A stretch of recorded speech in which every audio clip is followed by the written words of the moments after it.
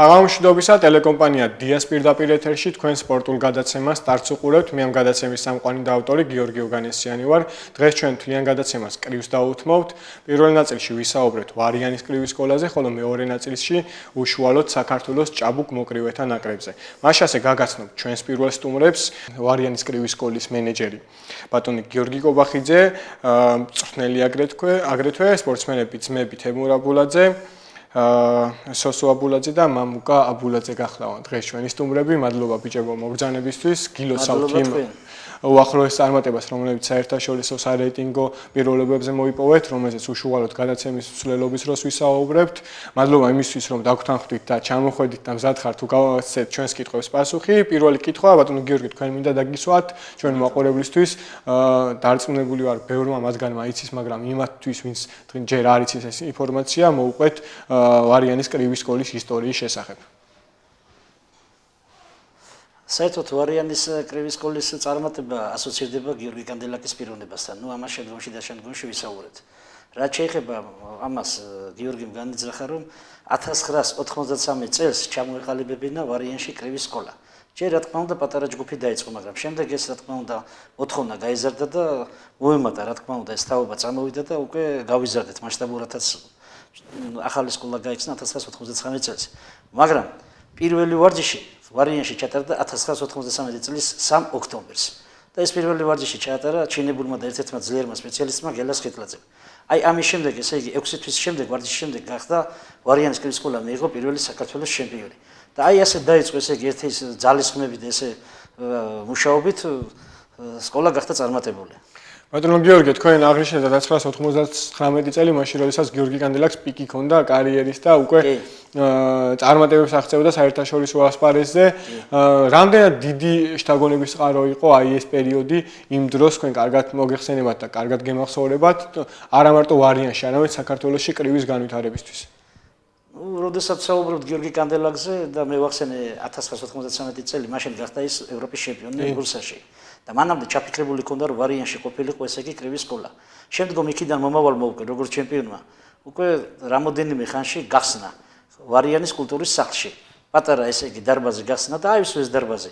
აი იქიდან მოყოლებული ესე იგი მისი ძალისხმევით. აი ყველა წარმატება მის გარშემო ტრიალებს. ის რომ არ ყოფილიყო ვარიანში კრივის სკოლა არ ექნებოდა. და ყველა წარმატება ესე იგი მის გარშემო იმიტომ ტრიალებს, ამ კაცმა მოიდომა და საკუთარი სახსრებით შექმნა ეს ყველაფერი. გასაგებია, ძალიან კარგი მისასალმებელი ფაქტია. რა ხდება დღეს, რამდენი სპორტსმენი მოარჩევს თქვენთან და რა ასაკის სპორტსმენებია?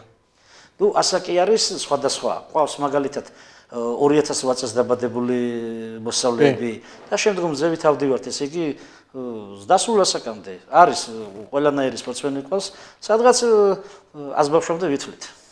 ბატონო გიორგი, ჩვენ გვისაუბრია სხვადასხვა დროს გადაცემებში ვარიანის კრივის სკოლაზე, გვისაუბრია მნიშვნელობაზე, მაგრამ ასე დეტალურად ჩვენ ყურადღება არ დაგვითმია თქვენი სკოლისთვის. მე მინდა დეტალურად ვისაუბროთ, ზოგადად რა მხოლოდ მნიშვნელობა ქართული კრივის ისტორიასაც რომ გადავხედოთ და ზოგადად მასშტაბურობაზე. როცა ერთ პატარა სოფელში ასეთი წარმატებული კრივის სკოლა, რამდენად იყო მოთხოვნა მაშინ, როდესაც გიორგი კანდელაკს ეს სურვილი ჰქონდა და რამდენად გაიზარდა ეს მოთხოვნა დღეს? მოთხოვნა აქედან დაიწყო, რომ როცა დარბაზი აშენდა უკვე 1999 წელს, გადავედით უკვე ახლად აშენებულ დარბაზში. და მის გვერდზე აშენდა პატარა სასტუმრო. ეს იყო მოქმედი სასტუმრო. აი აქ ესე იგი ერთ წელიწადს კარგად მახსოვს, რომ 4 საქართველოს ჩემპიონატი ჩავატარეთ სხვადასხვა ასაკში.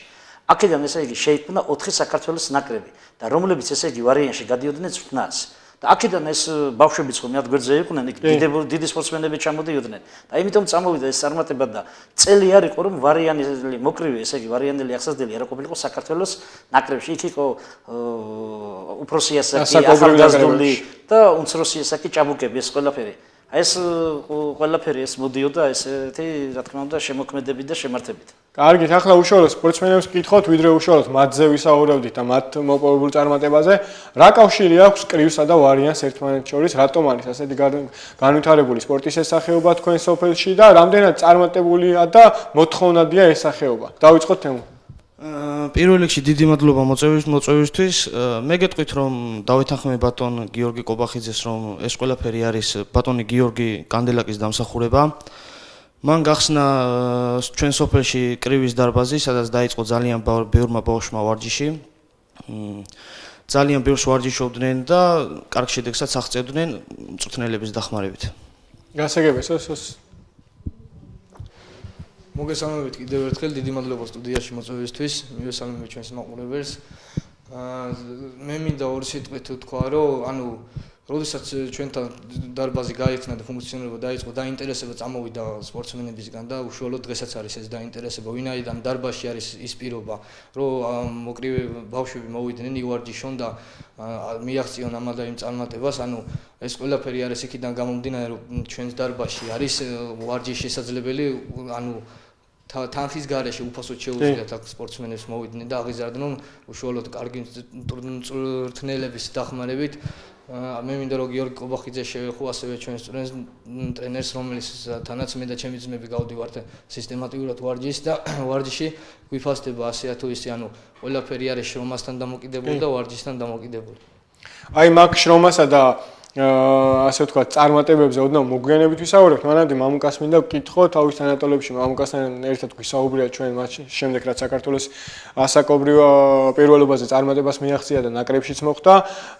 მაინტერესებს მამუკა, შენს თანატოლებში რამდენად დიდია მოთხოვნა კრივზე და ალტერნატივა თუ არის, თქვათ, სხვა სპორტის სახეობებით თუ არიან დაინტერესებული შენი თანატოლები, მაგალითად რაგბით, ჭიდაობით, ფეხბურთით? ძირითადად ვარიანტში ყველა ბიჭს ბოქსი იზიდავს, რადგან დარბაზი მარტო კრივისაა და ყველა მოდის რომ ბოქსზე ივარჯიშოს და მიაღწიოს წარმატებას. სხვების მაგალითითაც რა, ძალიან ბევრი სპორტსმენია ვარიანტში, ვინც წარმატებას აღწევს, მაგალითად გიორგი კანდელაკი, კიდევ ბევრი არის რა, ჩვენ ორია მდინარიძე და ძალიან ბევრნი არიან და მათი მაგალითით მოდიან ბევრნი და ვარჯიშობენ. მოტივაციაც იზრდება, რა თქმა უნდა. ზუსტად ამ შედეგებზე გავამახვილოთ ყურადღება. ჩვენი მაყურებელი ალბათ ინტერესით გვისმენს და ვინც არის ის აინტერესებს რა შედეგებზეა საუბარი და ამისთვის ბატონო გიორგი დეტალურად ვისაუბროთ იმ შედეგებზე, რაც უკვე აი წლების მანძილზე უკვე 2000 წელზე მეტია ვარიანის კრივის სკოლას გამუდმებით ყოველწლიურად არ იქნება გადაჭარბებული თუ ამას ვიტყვით, ანებიურებს საკუთარ სოფელს, საკუთარ რეგიონს, საკუთარ ქვეყანას საერთაშორისო ასპარეზზე. კი ბატონო, მე წეგან დავნიშნე, რომ როდესაც ესე იგი პირველი ვარჯიში ჩატარდა, ის 6 თვის გასვლის შემდეგ, ესე იგი პირველი საქართველოს ჩემპიონი მოვიდა ვარიანში. აი აქედან დაიწყო მე წარმატებები, ესე იგი ყველა ერთმანეთს მიმოძა და აი რო იტყვიან, ყველას უნდა ვარჯიში და ყველას უნდა რომ წარმატება მიაღწია. შემდგომ რა თქმა უნდა წარმატებები მოდიოდა რა თქმა უნდა უფროს ასაკში საერთაშორისო ტურნირებზე, ახალგაზრდებში მოდიოდა, უმცროს ასაკებში მოდიოდა. ვარიანის კრივის სკოლაში აღზრდილები არიან მსოფლიოს პირველობის ფინალისტები, მსოფლიოს პირველობის ბრინჯაოს პრიზიორები, ეს არიან ესეთი სპორტსმენები. ყავს მსოფლიოს ჩემპიონი პროფესიონალებში აღნიშნა ძალიან ბორის დინარიძე, ეს სკოლის მიღწევა არის, ეს სკოლის რომ იტყვიან შედეგი არის, სკოლის შედეგი არის და კრივში კიდევ წარმატება ეს მიღწევა ძალიან რთულია, იმიტომ რომ იქ ესე არ ხდება, რომ უცბად მოვიდეს ყველაფერი, წლები უნდა, აი წესიერი ნორმალური მოკრივე ვაღზარდო, ამას უნდა მინიმუმ 6 წელიწადი, 6-დან 7 წლამდე, 8 წლამდე ესე უნდა.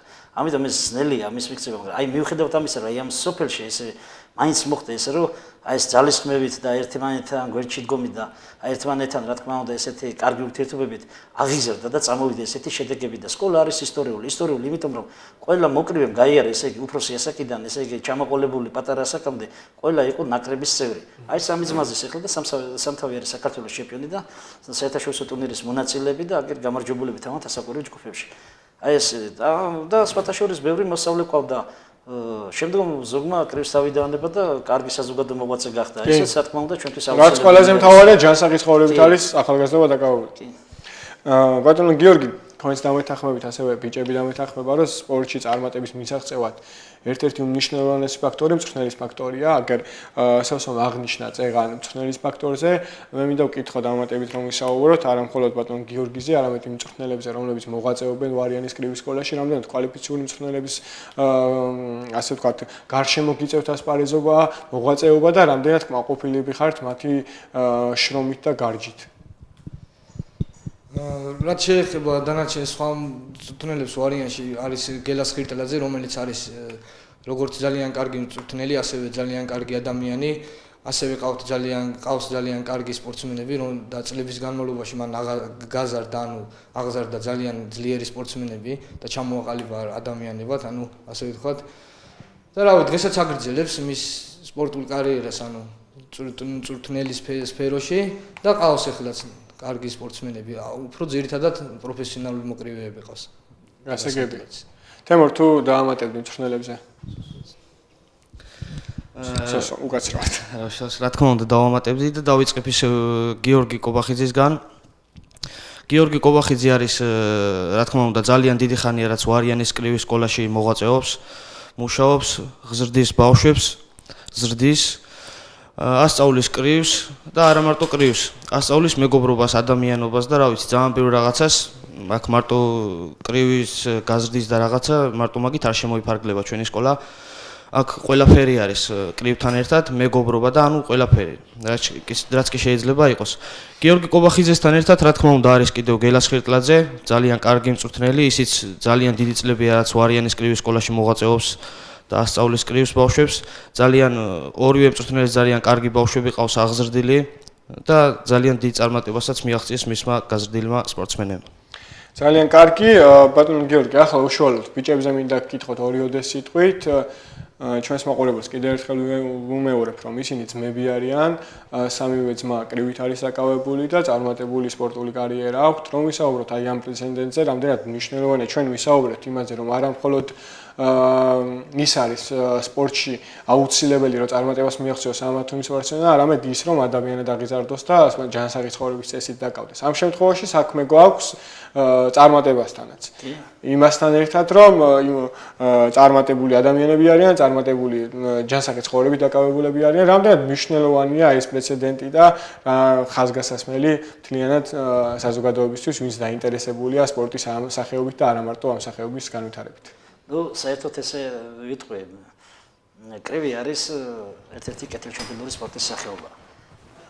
პიროვნება, რომელიც კრივს მისდევს, აი ეს სპორტის სახეობა მას უყალიბებს, ავითარებს, რომ იტყვიან, აი მართებულად. ანუ კარგი პიროვნება უნდა ჩამოყალიბდეს. კრივი არის ის სპორტი, რომელიც ავითარებს პიროვნებას. და ერთი რამე მინდა კიდევ თქვა, რომ გარდა ამისა, იყო ასეთი თქმულებაც, რომ ერთ-ერთი დიდი მსმენელი იყო ლასლ პაპე სამჯერ ოლიმპიური თამაშების ჩემპიონი იყო უნგრელი და აი მისმა მწვრთნელმა ადლერმა ესეთი ფრაზა მოიყვანა. ჩემი ნება რომ იყოსო, ყველა ახალგაზრდა შევასწავლიდე კრივსო. მართალია ყველა ვერ გახდება დიდი მოკრივე, მაგრამ ეს ისეთი სპორტია, რომელიც პიროვნებას აყალიბებს და მოქალაქესო. და მეც რა თქმა უნდა, აი ძალიან მომწონს ეს სიტყვები და მეც ჩემი მარტო ის არ არის, რომ მარტო მოკრივეები აუზარდო, პიროვნებები უნდა ავზარდოთ, მოქალაქეები უნდა ავზარდოთ და მართლა ჩვენ გვჭირდება ჩვენ ქვეყანას ეს ჯანსაღი თაობა. ეს ჭირდება, ნამდვილად ჭირდება და მე მინდა რომ უფრო ახალგაზრდობა სპორტით დაკავდეს. აქ არა აქ იმას მარტო დიდი სპორტსმენი გაიზრდება, კი, ღმერთმა ქნასო გაიზარდოს, მაგრამ რაც თავარი არის, რომ ეს სპორტი აყალიბებს პიროვნებას, ზრდის, მოქალაქეს და აი უნდა დაინტერესდეს ახალგაზრდობა. სამწუხაროა რომ ყველას არ ეხება, მაგრამ დღეს ნაკლებად ამას აი სპორტისკენ რაღაცა ცოტა შემოვაკლდა ეს შენელდა ეს. აი რაღაცა უფრო მინდა რომ მეტად დაინტერესდეს, როგორც პედაგოგი ამას ვიძახი. კი. რომ მეტმა ახალგაზრდა არ აუცილებელი არ არის კრივი ჭიდაობა არის, იქ სხვადასხვა სპორტის სახეობებია. ამიტომ ახალგაზრდა უნდა დაკავებული იყოს და ესე იგი ჯამთელი თაობა გვჭირდება და ჯამთელი თაობა უნდა აღიზარდოს და ესენი მე მოქალაქეებად ჩამოყალიბდნენ და ესენი უნდა იყვნენ ხელმძღვანელები და ესენი იყვნენ პიროვნებები, რომლებიც უნდა იყვნენ თითის საჩვენებელი კარგის მხრივ. გეთანხმებით აბსოლუტურად. ახლა უშუალოდ ბიჭებს მინდა ვკითხო, თითოეულმა მათგანმა ჩვენს მაყურებელს მოუყვეს მათ მიერ განვლილი გზა, რომ დიდან დაკავდნენ სპორტის ამ სახეობით, რა წარმატებებს მიაღწიენ.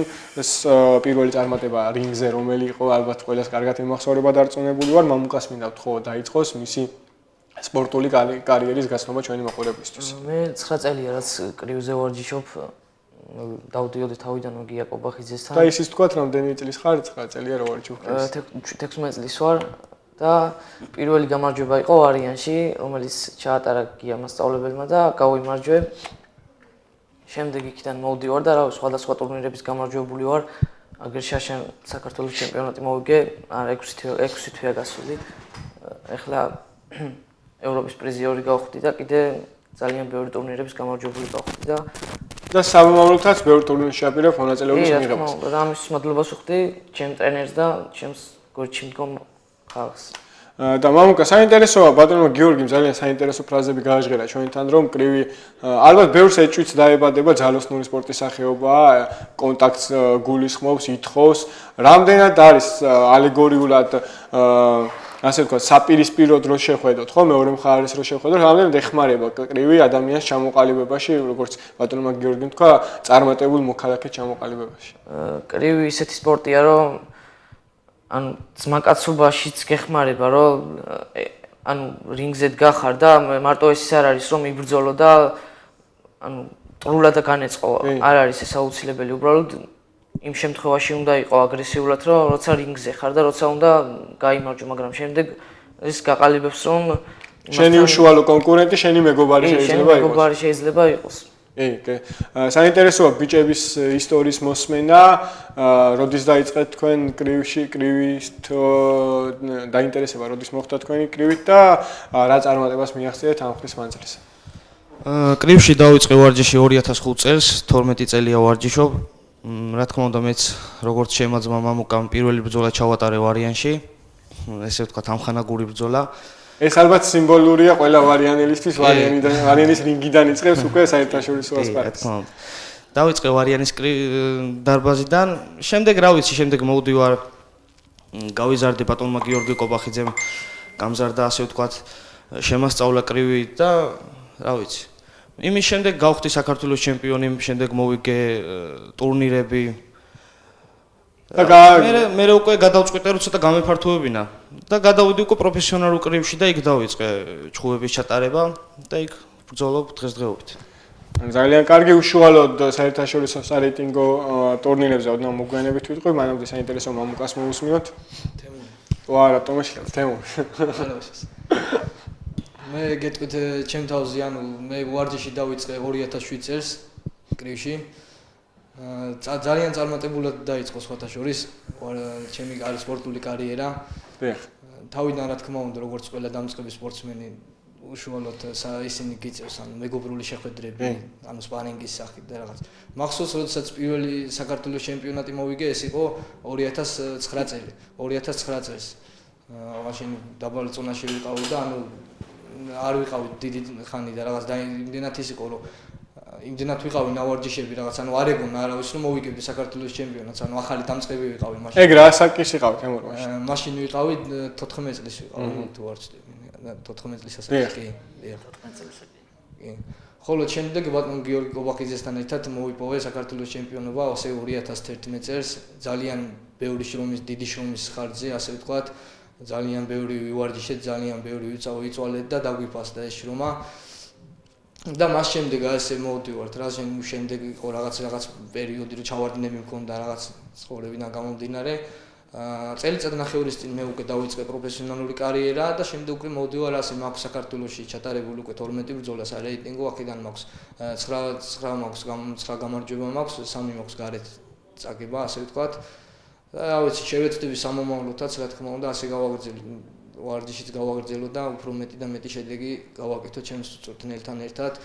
ასევე მინდა დიდი მადლობა გადავუხადო პროფესიონალურ ფედერაციას, ჩვენს ბატონ გიორგი კანდელაკს მინდა გადავუხადო დიდი მადლობა, მათი გვერდში დგომით ხდება ეს ყველაფერი და რა ვიმედია ყოველთვის და ყველაფერი კარგად იქნება. ეს ყველაფერი უკვე ჩვენზეა დამოკიდებული, ჩვენ ვარჯიში არის. რა თქმა უნდა, ბატონო გიორგი, თქვენ აღნიშნეთ და აგერ ბიჭებმაც გაამყარეს თქვენი არგუმენტი იმისა, რომ დაახლოებით 7 წელი მაინც არის საჭირო იმისთვის, რომ უკვე პროფესიონალურად ჩამოყალიბდეს მეტნაკლებად სპორტსმენი.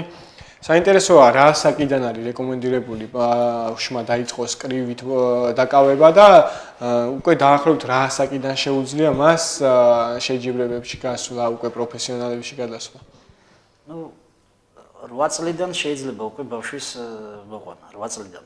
მაგრამ ჩვენ ახლა ეს ესეთი პატარა ბავშვი რომ მოდის, ჩვენ პირველ რიგში ფიზიკურად ვავითარებთ. სხვადასხვა ვარჯიშებს ვაძლევთ და ტექნიკას, რომ შემდგომში რა თქმა უნდა, რომ სწორი ზრდა გქონდეს. 8 წლიდან და მე რა თქმა უნდა შემდგომ და ამბავზეც არის უნდა დამოკიდებული. ეს ნიჭიერების სპორტია, ეს რთული სპორტის სახეობა არის. აქ ზოგი ექვემდებარება, ზოგი არ ექვემდებარება ამას. ეს რთული სპორტის სახეობა არის.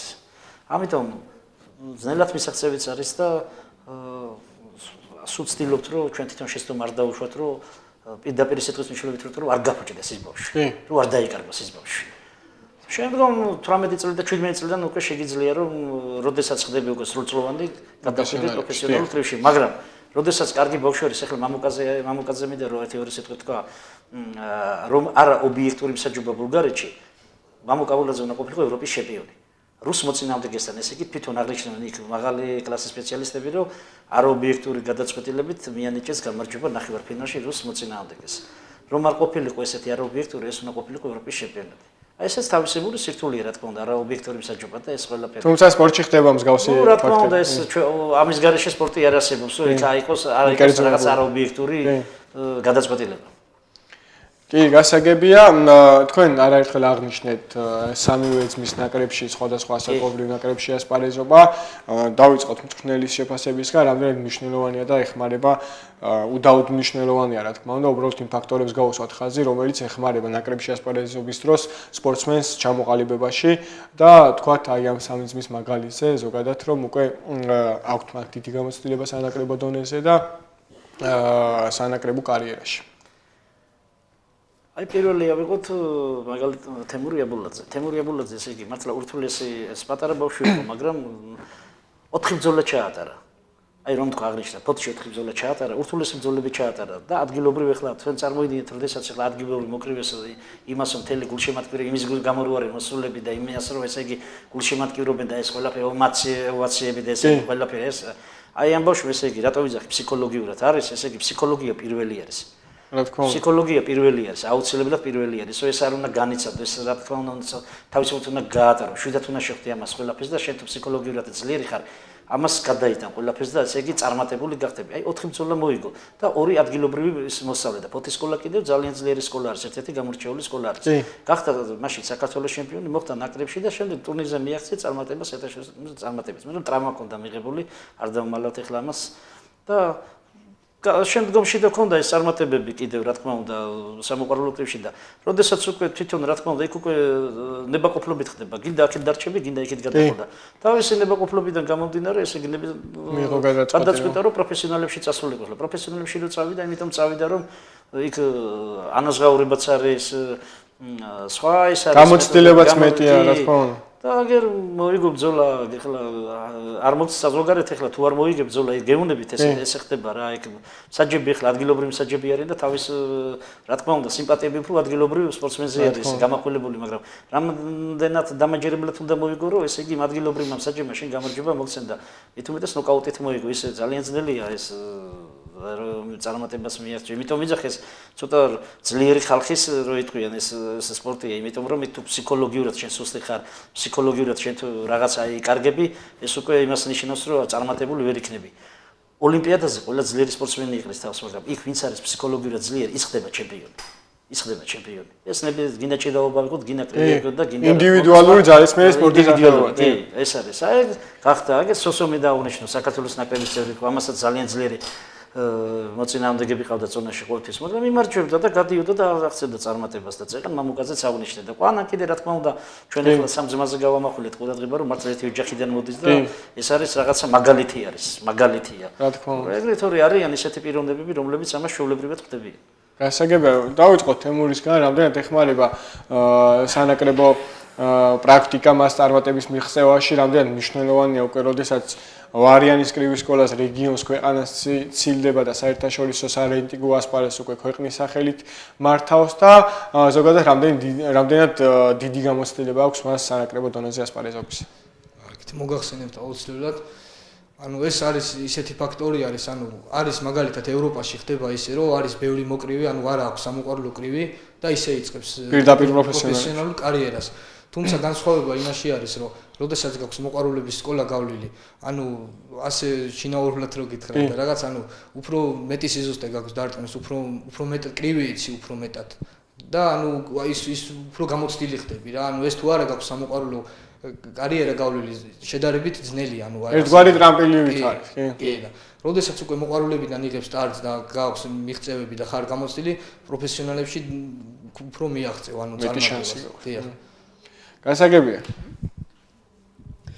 რა თქმა უნდა დავეთანხმები მოკრივი ეს როცა აქვს სამოყვარულო კრივი გავლილი იმის უფრო ადვილია შემდგომში პროფესიონალურ კრივში უფრო დიდ წარმატებას მიაღწევს რა თქმა უნდა ეს ესეა ვინაიდან იქ სამოყვარულო კრივში გიწევს საქართველოს ქვეყნის ჩემპიონატში მონაწილეობის მიღება, შემდეგ საერთაშორისო ტურნირებში მონაწილეობის მიღება და ერთ ტურნირში გიწევს რამოდენიმე ჩხუბის ჩატარება, ასევე როგორც საქართველოს ქვეყნის ჩემპიონატზე რამოდენიმე ჩხუბის ჩატარება და ეს რამოდენიმე ჩხუბი გზრდის და გაყალიბებს როგორც მოკრივეს და ეს ყველაფერი კიდევ გეხმარება რომ შემდეგ პროფესიონალებში უფრო დიდ წარმატებას მიაღწიო.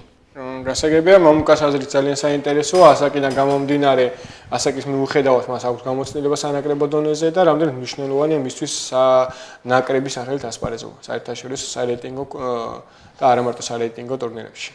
ჩემთვის ძალიან მნიშვნელოვანია, მე სხვადასხვა ქალაქებში დავდივარ სბორებზე, შეკრებებზე, ჩემს ნაკრების მწვრთნელებთან ერთად, ბიჭებთან და გავდივარ სხვადასხვა ვარჯიშებს და უფრო კარგად ვარჯიშობ და ვყალიბდები კი იმისთვის რომ გავემგზავრო უცხოეთში და გავიმარჯვო სხვადასხვა შეჯიბრებაზე. გასაგებია, ჩვენ უნდა შევაჯამოთ ჩვენ დღევანდელი საუბარი და ვისაუბროთ სამომავლო გეგმებზე, რომლებიც დარწმუნებული ვარ, ძალიან დიდია თქვენი სამომავლო გეგმები, მე იმაშიც დარწმუნებული ვარ, რომ არაერთხელ გაგახარებს თითოეული ძმა, არა მარტო ისინი, ყველა ქართველი წარმომადგენელი საერთაშორისო ტურნირზე, ბატონო გიორგი, დავიწყოთ თქვენგან, თქვენი სკოლის სამომავლო გეგმები რას უკავშირდება? ნუ თქვენის ნებართვით ჯერმე და ვისარგებლო და მადლობა მოუხადო ბექალო ჟანიძეს ჭაბუკთა ნაკრების თავმჯდომარეს, იმიტომ რომ ჩემი მოსავლის მიმართ გამოიჩინა დიდი სათანადო ყურადღება და მისი დიდი ღვაწლიც არის მის წარმატებაში. რაც შეეხება სამომავლო გეგმებს, მამუკასგან დავიწყებ, რომ დაძაბული გვექნება 2018 წელი, 2018 წელს იქნება მსოფლიო ჩემპიონატი, ევროპის ჩემპიონატი და მოსავლეთა ოლიმპიადა კიდევ. აი ამისთვის კიდევ რათა საქართველოს ჩემპიონატი იქნება. ეხლა 20 დეკემბერს ბაქოში გავმართავთ ალაროვის ტურნირი არის, საერთაშორისო ტურნირი, აკლასის ტურნირი არის, იქ სხვადასხვა ქვეყნები ჩამოდიან და უკვე დაწყებული გვაქვს ამ ტურნირისთვის მზადება და ეს წელი გვინდა ჩავამთავროთ კიდევ წარმატებით ამ ტურნირით და შემდგომ რა თქმა უნდა ისევ თავიდან ვიწყებთ ყოველთვის ყველაფერს, ჩავამთავროთ ტურნირი ისევ თავიდან ვიწყებთ ყოველთვის, რომ აი ეს კიდევ დიდი სამი შეჯიბრი არის, ამდენ შეჯიბრს კიდევ რა თქმა უნდა დიდი მომზადება და დიდი რო იტყვიან შრომა უნდა. შესაძლებლობა რაც ფიზიკური ბანები.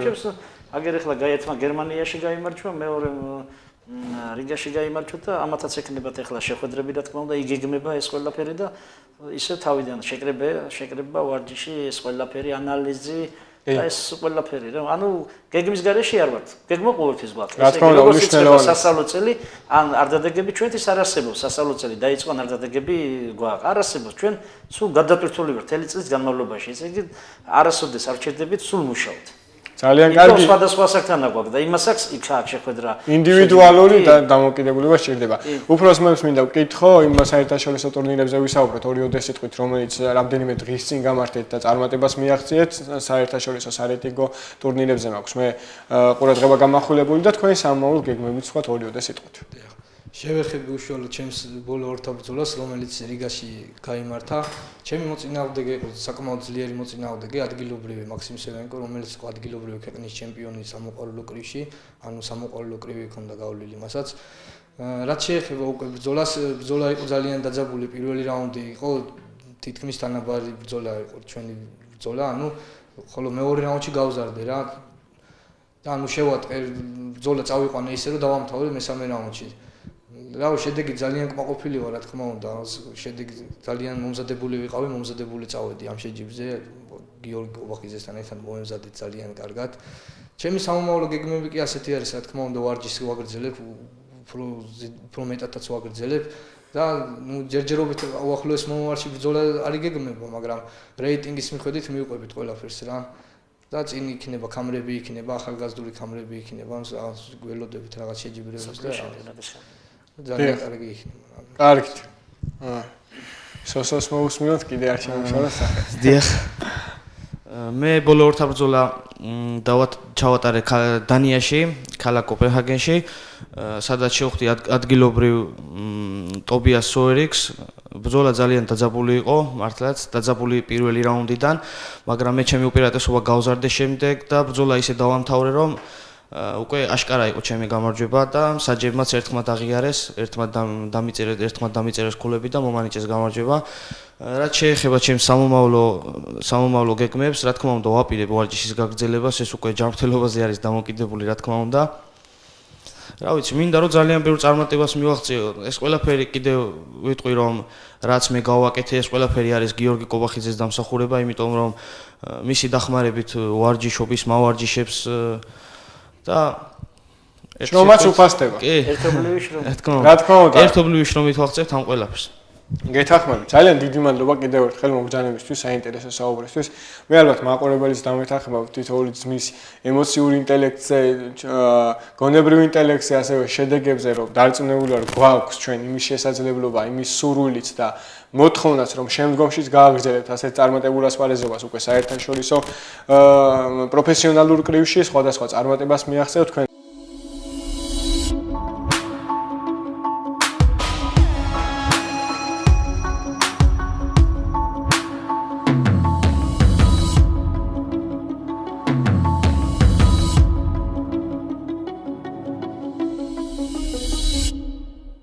Aubrundit პირდაპირ ეთერში, ვინც ახლა შემოგვიერთით, შეგახსენებთ, რომ ტელეკომპანია დიას პირდაპირ ეთერში თქვენ სპორტულ გადაცემას სტარტს უყურებთ. მე გადაცემის სამყარო და ავტორი გიორგი ოგანესიანი ვარ, როგორც დაგვირდით, გადაცემის მთლიან მეორე ბლოკს ჩვენ საქართველოს ჭაბუკ მოკრივეთა ნაკრებს დავუთმობთ. ნაკრების მთავარი მწვრთნელი გორელებისთვის კარგად ნაცნობი ბექა ლობჟანიძეა დღეს სტარტის მეორე ნაწილის სტუმარი. მადლობა ბექა მომბრძანებისთვის, მადლობა იმისთვის, რომ ჭაბუკ მოკრივეთა ნაკრები ყოველთვის გვასახელებს საერთაშორისო ასპარეზზე. ჩემი აზრით უმპრიანი იქნება თუ დავიწყებთ საუბარს თქვენი სამწვრთნელო კარიერის, სამწვრთნელო სანაკრებო კარიერით. მოგესალმებით თქვენს მაყურებლებს, ყველა კრივის მოყვარულს.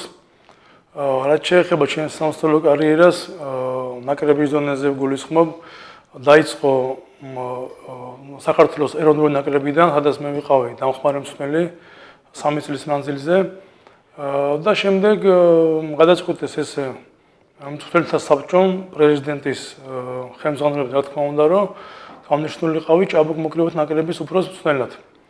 და შარშან დავინიშნე, უпроსტად წელს დავინიშნე, წელს დასაწყისში დავინიშნე მე ნაკრების უფროს მწვრთნელად და უკვე თითქმის ერთ წელიწადია ვარ ამ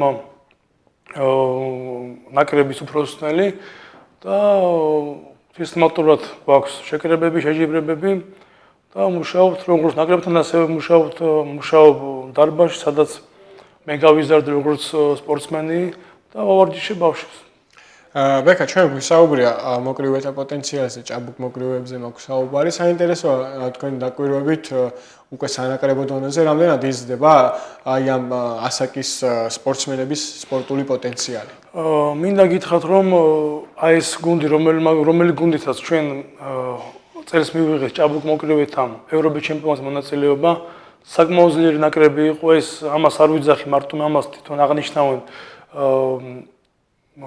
ისეთი მწვრთნელები, ისეთი გამოცდილების მწვრთნელები, როგორებიც არიან მაგალითად უკრაინის ნაკრების უფროსი მწვრთნელი, ყაზახეთის ნაკრების უფროსი მწვრთნელი, რომლებსაც ყავთ გაზრდილი მსოფლიო ჩემპიონები, აზიის ჩემპიონები, ევროპის ჩემპიონები და ჩვენ მინდა გითხრათ, რომ საქართველოს აქვს ნიჭი კრივის, მაგრამ რაღაც მიზეზების გამო იყო ისე, რომ ზოგი უპირობების გამო, რაღაც სხვადასხვა მიზეზების გამო როგორც მოკრივე ადამიანი, როგორც მოკრივე ბავშვი იკარგებოდა, მაგრამ ეხლა ეს პრობლემები აღარ დგას ჩვენს კრივის სამყაროში. მინდა გითხრათ, აი ამ ბავშვმა ვინმე ევროპის ჩემპიონატზე გასახელეს, ევროპის ჩემპიონატამდე გაიარეს 5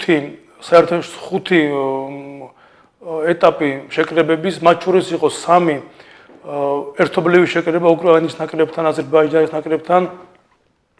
გაიარეს მრავალი ტურნირი, მრავალი საერთაშორისო ტურნირი აზერბაიჯანში, უკრაინაში, თურქეთში და აი ყველა შეჯიბრებებზე მათ თავიანთი კვალიტატოვეს და ყველა შეჯიბრებებიდან მოყავდა ჩვენ ჩემპიონები და პრიზიორები და აი ესე ამ ევროპის ჩემპიონატზე მივედით ჩვენ საკმაოდ კარგი შედეგით მივედით.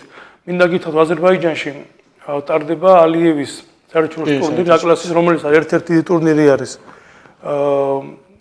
თვითონ კრივის სამყაროში. და ჩვენ წლევანდელ ალიევის ჩემპიონატზე გვყავდა 5 მოკრივე ფინალში. და მათ შორის მამუკა აბურაძე აგერიჯდა, გახდა ჩემპიონი, პირველი ადგილი დაიკავა და საკმაოდ კაი შედეგები ჰქონდა წლევანდელ წელს ჭაბუკ და ნაკრებს კრივში. ეკა ზუსტად მაგიტო კითხე, იმიტომ რომ კრივის მოყვარულებს, კრივის საზოგადოებას კარგად მოიხსენება უკვე ის წარმატებული ასპარეზობა საერთაშორისო დონეზე ჭაბუკ მოკრივეთა ნაკრებს გულისხმობ, რომელიც რამდენიმე თვის მანძილზე უკვე აშკარაა. მაინტერესებს უკვე ვიცით რომ მარტში გაიმართება შემდგომი საქართველოს ჩემპიონატი და უკვე ახალი ასე ვთქვათ ჭაბუკებით დაკომპლექტება საქართველოს ნაკრები. ისიც ვიცი რომ უშუალო ყურადღების ცენტრში გყავთ ის წარმატებული სპორტსმენები, რომლებსაც მოუწევთ შემდგომში დაკომპლექტე ასე ვთქვათ ჩამოყალიბდეს ნაკრების სპორტსმენად და უკვე საქართველოს ნაკრების სახელით მიიღოს სხვადასხვა ტურნირზე ასპარეზობა. მე მაინტერესებს დავიწყოთ ჯერ საუბარი გორით, სადაც კრივის ისტორია ნამდვილად დიდია, ასევე მთლიანად რეგიონით, რამე დიდია ვთქვათ დაინტერესება აქ მცხოვრები ჭაბუკების იმისა რომ მოხდნენ უკვე საქართველოს ჭაბუკთა ნაკრებში და საქართველოს სახელით მიიღონ მონაწილეობა და არა ვთქვათ ამა თუ იმ სკოლის სახელით. მოგახსენებთ ესეთი რაღა მაგალითად წლევანდელ საქართველოს ჩემპიონზე გახდა 3 შიდა ქართლიდან მოკრივე საქართველოს ჩემპიონი. 2 იყო გორის კრივის სკოლის აღზრდილი, 1 იყო ვარიანის კრივის სკოლის აღზრდილი. 13 წლის კატეგორიიდან 3 იყო ფაქტიურად გორელი მოკრივე. ეს მიანიშნებს იმაზე, რომ გორში კრივი არის და წინსვლას განაგრძობს, რა თქმა უნდა, და მამუკაბულაძის ევროპის ჩემპიონატზე მედალიც ამის პასუხია და ამაზე მეტყველებს და მე მინდა გითხრათ, რომ მამუკაბულაძის მეტი პოტენციალი ჰქონდა, დამრეწმუნებთ, რომ ამ ბავშვს ევროპის ჩემპიონატზე კონკურენტი ნამდვილად არ ყავდა, მაგრამ მოხდა ეს დიდ სპორტში ხდება, რა თქმა უნდა, რუსთან, ასე ვთქვათ, დავმარცხეთ, მაგრამ არ დავმარცხოთ ამ ბრძოლაში, მე ესე ვთვლი და არა მარტო მე ვთვლი ესე და ამ ბავშვს ოქროს მედალი, ასე ვთქვათ, ყელიდან ჩამოხსნეს. ეს მეტყველებს, რა თქმა უნდა, ჩვენი რეგიონის კრივის წინსვლაზე. რაც შეეხება სანაკრებო გეგმებს, სანაკრებო გეგმებს, მეც და კრივ მწვრთნელთა საბჭომას ჩვენი პრეზიდენტის ხელმძღვანელობით იმაზე რომ მივედით სულ ყველა, რომ თუ არ გაიარა, თუ არ აქვს ბავშვს საერთაშორისო გამოცდილება, გამორიცხულია დიდ შედეგებზე ლაპარაკი და ეს ისეთი თაობაა, ჭაბუკთა ნაკრები ისეთი თაობაა, რომელიც ჩვენი ქვეყნის ხვალინდელი კრივია. თუ არ ყავს მაგალითად კარგი ჭაბუკი მოკრივე, ხვალ დიდებში არ გვეყოლება კარგი მოკრივეები. და წელს მინდა გითხრათ, რომ ძალიან ბევრი თანხა დაიხარჯა, დიდი თანხა დაიხარჯა იმისთვის, რომ ეს ჭაბუკი მოკრივეები ეს კარგად გამოსულიყვნენ, ეს მოკრივეები დამიჯერეთ ხვალინდელი ქართული კრივის დღიარად, რომელიც თავიანთ სიტყვას ნამდვილად ეთქვიან კრივის ისტორიაში. ჩვენც მაგის იმედი გვაქვს, გულშემატკივარს ახლა ეკა უშუალოდ თქვენს მიერ გამართულ, თქვენი ხელმძღვანელობით გამართულ საერთაშორისო სანაკრებო ტურნირებზე ვისაუბროთ, რომლებშიც ასევე წარმატებულად იასპარეზა საქართველოს ჭაბუკთა მოკრივეთა ნაკრებმა. წელს პირველი ჩვენი ტურნირი იყო საქართველოს ჩემპიონატი, რომელიც ჩატარდა გორში. ამის შემდეგ ჩვენ გქონდა ტარდება უკვე მეორე წელიწადია თბილისში დეკადის საერთაშორისო ტურნირი, სადაც 7-8 ქვეყანა ჩამოდის. ესეთი ქვეყნები ჩამოდიან, სადაც კრივი ძალიან დიდ დონეზე განვითარებული. მაგალითად, ყაზახეთი, უზბეკეთი, უკრაინა, რუსები ჩამოდიან. ამ შეჯიბრებებზე წელს პირველი ტურნირი იყო ჩვენი, სადაც ჩვენმა მოკრივეებმა დაიკავეს 2 პირველი ადგილი. ამის შემდეგ ჩვენ მეორე დიდი შეჯიბრება ჩვენთვის იყო უკრაინაში, უკრაინის ნაკრებთან ერთობლივი შეკრება, სადაც ორკვირიანი შეკრება ჰქონდა, შემდეგ შეკრების მერე ჰქონდა ორდღიანი სამატჩო შეხვედრა. კედელი-კედელზე, ასე ვთქვათ. და საკმაოდ წარმატებული შეკრება გამოგვივიდა ეს. შემდეგ უკვე იყო აზერბაიჯანის საერთაშორისო ტურნირი და რის შემდეგაც უკვე ჩვენ დაგვსა ბოლო 2 ეტაპი ევროპის ჩემპიონატამდე. საკმაოდ კაი ეტაპი გავივარდით ჩვენ გორში, მინდა გითხრათ, როდესაც მინდა მადლობა მოუხადო გორის სპორტულ ცენტრს, გიორგი პურიჭამიაშვილს, ჩვენი კრივის ხელმძღვანელს, ჩვენი კრივის სკოლის ხელმძღვანელს, თამაშაშვილს, რომ ყველანაირ პირობა შეგვიქმნეს იმისა, რომ ამ ნაკრებს კარგად ჩაიტარებინა ეს შეკრება, საკმაოდ ხარისხიანი შეკრება გამოგვივიდა და უკვე ბოლო ეტაპი ქონდა ჩვენ ფოთში, რის შემდეგაც გავიმგზავრე ჩვენ უკვე ევროპის ჩემპიონატზე და ამ 4 შეჯიბრებაზე მივიღებ შემოანწილეობა წელს, საიდანაც არც შეჯიბრებებიდან ჩვენ არ ჩამოსული ვართ მედლების და შედეგების გარეშე. გასაგებია, ვინაიდან იმინდია სუბიექტურობა ჩვენ მოყოლებელი არ ჩაგვითვლის დღეს შიდა ქართლზეც მოგვიწია საუბარი პირველ ნაწილში, ახლაც დარწმუნებული ვარ უკეთესად და კიდევ უფრო კომპეტენტურად ბექად თქვენ შეგიძლიათ სანაკრებო დონეზე შეაფასოთ პოტენციალი როგორც ავთანდილ შოშიაშვილის სახელობის კრივის სკოლის, ასევე ვარიანის კრივის სკოლის პოტენციალის, ჩვენ ვისაუბრეთ მასზე. მაინტერესებს რამდენად მნიშვნელოვანია პატარა ერთი რეგიონისთვის აი ასეთი ძლიერი სკოლების ფუნქციონირება. ვიცით რომ ისტორიულად დიდი ასე ვთქვათ ისტორია გააჩნია როგორც გორის კრივის სკოლას, ასევე ვარიანის ერთი პატარა სოფლის კრივის სკოლას და ვისაუბროთ აი ამ ორ სკოლაზე. ვარიანის კრივის სკოლას და გორის კრივის სკოლას მოგეხსნება თქვენს არ ჭირდება ჩემგან ასე ვთქვათ რეკლამების კეთება არ ჭირდება, მაგრამ მე ორი სიტყვით ვიტყვი რომ მწვრთნელები რომლებიც მუშაობენ გორის კრივის სკოლაში, ვარიანის კრივის სკოლაში, აი დამიჯერეთ ამ მუხჩავუხრა რასაც ქვია, მართლა ისე მუშაობენ, დილიდან საღამომდე არიან დარბაზში ეს მწვრთნელები და ზდიან არა მარტო მოკრივეებს, ისინი ზდიან კარგ ადამიანებს, წესიერ ადამიანებს, წესიერ ქართველებს, რომლებიც ხვალზე გამოვლენ ქუჩაში, ქალაქში, ქვეყანაში და თავიანთი სიტყვა უნდა თქვან მათ როგორც სპორტსმენებმა, როგორც ადამიანებმა. რაც შეეხება სპორტის და კრივის პოტენციალს შიდა ქართლში, ეს ყოველთვის იყო და ეს კიდევ ვიძახი, არ არის მარტო დამსახურება თვითონ ბავშვების, ეს არის დამსახურება, რა თქმა უნდა, ბავშვებთან მწვრთნელების, რომლებიც არაკლებენ არანაირ ყურადღებას, რომ ამ ბავშვებმა მიაღწიონ აი ესე წარმატებას, დიდ წარმატებებს და მე მინდა გითხრათ რომ მომავალშიც გორის კრივი და გორის კრივის სკოლა და ვარიანის კრივის სკოლა მრავალ წარმატებებით გაახარებს ყველა კრივის მოყვარულს. გასაგებია ის თქვა ალბათ მნიშვნელოვანი ფაქტია ჯანსაღი კონკურენციის გარემო, ჯანსაღი კონკურენციაში ასპარეზობა არა მარტო ჭაბუკებს შორის, არამედ უფრო პატარა ასაკებს შორის, როცა უკვე თქვათ ვიცით ჩვენ ასევე ვარიანის, ასევე გორის სკოლა ხშირად ანებირებს ახალგაზრდა პატარა სპორტსმენებს ადგილობრივი ტურნირებით, საერთაშორისო ტურნირებით. რამდენად მნიშვნელოვანია ეს კონკურენცია, ეს ჯანსაღი კონკურენცია პატარა რეგიონში. არა მარტო თქვათ ვარიანსა და გორს გულისხმობ აქ სხვა მუნიციპალიტეტებსაც, რომელიც შიდა ქართლში შედის. კონკურენციის გარეშე მოგეხსენებათ გიორგი, არაფერი არ გამოვა არც კრივი და არც სხვა რამე არ იქნება, უნდა იყოს ჯანსაღი კონკურენცია და აი ამის მაგალითზე იზრდებიან ეს ბავშვები. რაც შეეხება ამ შეჯიბრებებს, რასაც ჩვენ ვატარებთ გორში, რაც ტარდება ვარიანში, მაგალითად გორში წელიწადში ტარდება მინიმუმ 3 შეჯიბრება მაინც. აქედან 2 არის საერთაშორისო ტურნირი და ჩამოდიან ბელარუსის ნაკრები, აზერბაიჯანის ნაკრები, რუსეთის ნაკრები ჩამოდიან ამ ტურნირებზე და საკმაოდ ხარისხიანი შეჯიბრებები გამოდის. და აი ეს ჩვენი მოკრივეები, რომლებიც შემდგომ საქართველოს ჩემპიონატს იკავებენ რაღაც პირველ და მეორე და მესამე ადგილებს, ყველანი აი ეს ყველა ბავშვი ამ ყველა ბავშვს გამოცდილება მიღებული აქვს აი ამ ტურნირზე, რომლებზეც მე წერან გელაპარაკეთ. გასაგებია, საინტერესოა ბექა სანაკრებო დონეზე თქვენი სამომავლო გეგმები, უკვე ვიცით ახალი ევროპის ჩემპიონატის შემდეგ სხვადასხვა ტურნირებში მოგიწევთ ასპარეზობა, როგორც არაიტიკო საერთაშორისო ტურნირებში, ასევე ოფიციალურ ტურნირებზე, აი ამ სამომავლო გეგმებზე გვესაუბრეთ.